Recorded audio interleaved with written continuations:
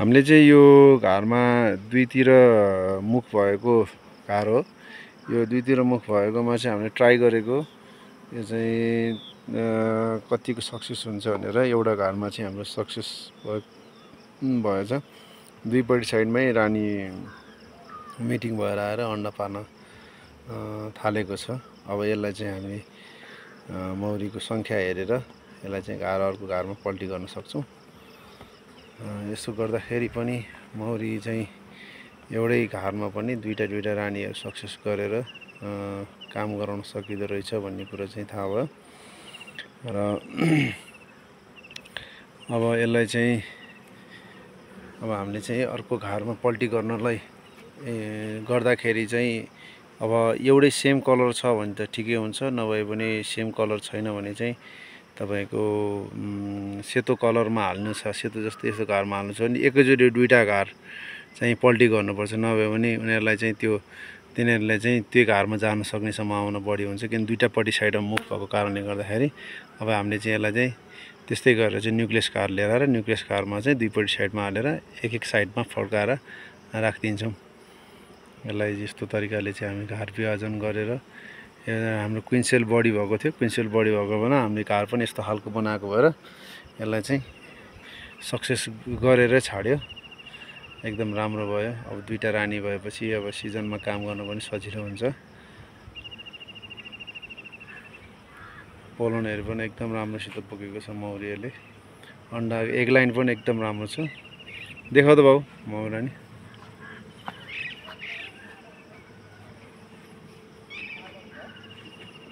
एउटा घरमा चाहिँ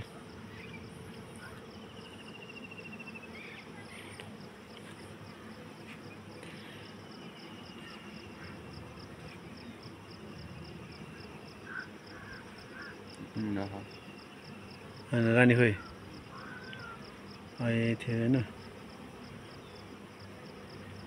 यहाँनिर छ रानी। यहाँदेखि चाहिँ कालो खालको छ, यो रानी हो।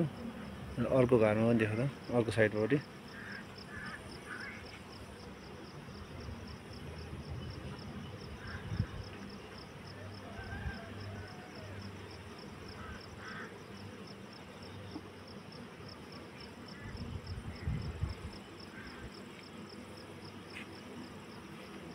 यहाँ पनि यस्तो छ रानी। सब एउटै घरमा चाहिँ दुईतिर मुख राखेर बिचमा चाहिँ यसको ब्यारियर यस्तो खालको बनाएको थियो हामीले। बिचमा चाहिँ यो खालको साइडमा हालेर राखेको छौँ। यहाँ पनि देख्न सकिन्छ। एउटा यताको मौरी उताको मौरी यता नआउने गरेर राखेको थियो। यसो गर्दाखेरि चाहिँ यो सक्सेस भयो।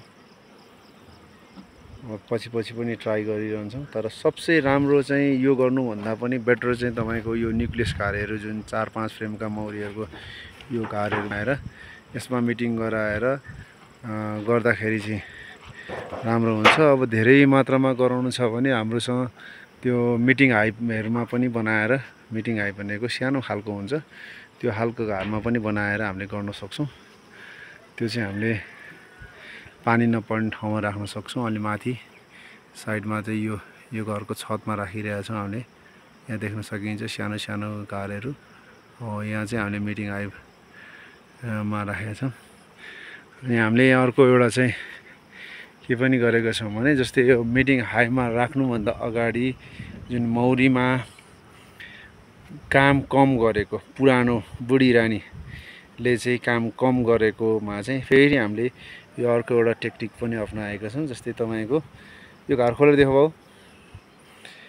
यो घरमा चाहिँ तपाईँको मौरी टकटकाएर हिजो बेलुका हामीले मौरी टकटकाएर त्यसको मिटिङ हाइपमा राख्ने फ्रेम चाहिँ हामीले यसमा दिएका छौँ। र हामीले यसरी गरिदिँदाखेरि अनि तपाईँको 7वटा चाका यहाँ दिएको छौँ।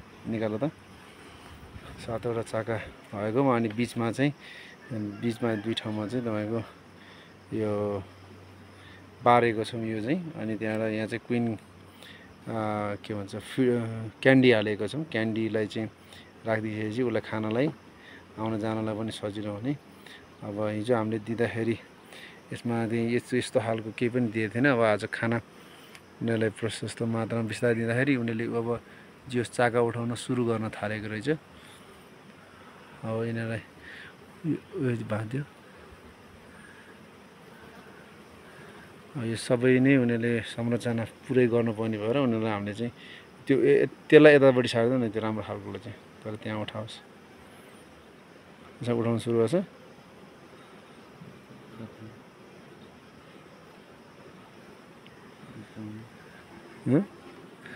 यो चाहिँ अलिकति उठाइसकेको चाका थियो। यसमै हामीले चाहिँ यो दिइरहेछ। यसमा अन्डा नि हालिसक्यो कि यहाँ पुरानो रानी थियो, सफा गरेर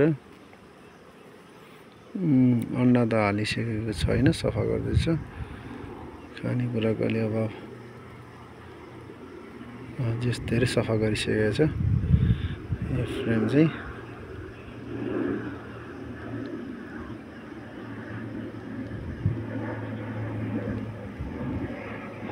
जहाँसम्म लाग्छ आज हाल्छ होला यो। ल त त्यो रानी कहाँनिर छ एकचोटि चेक गर्दा। यो घरमा पनि हामीले चाहिँ दुई साइडमै चाहिँ यो डिभाइड यसरी गरेर यतापट्टि साइडमा पनि कुनै काम नलाग्ने एकदम कम अन्डा पारेको रानी छ भने त्यसलाई काम दिनको लागि केही अलिअलि थोरै भए पनि काम दिनको लागि र हाम्रो मिटिङ हाइमा ब्रुड भएको फ्रेमहरू लिएर गएर र मौरीको सङ्ख्या त्यहाँ लगाएर राख्नलाई सजिलो हुने।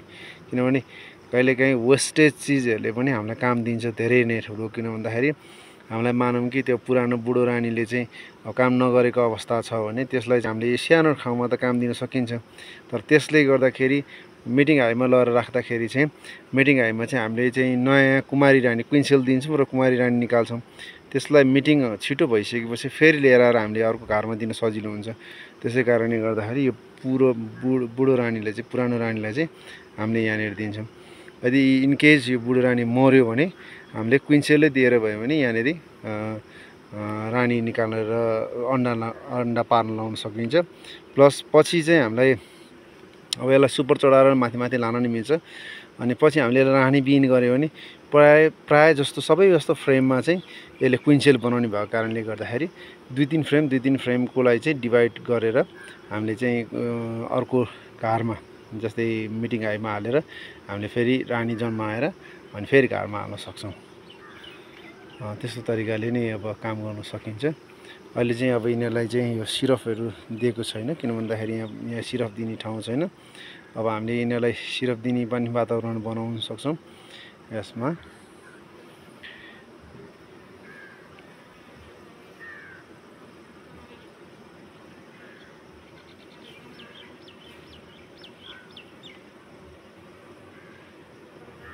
हस् त धन्यवाद।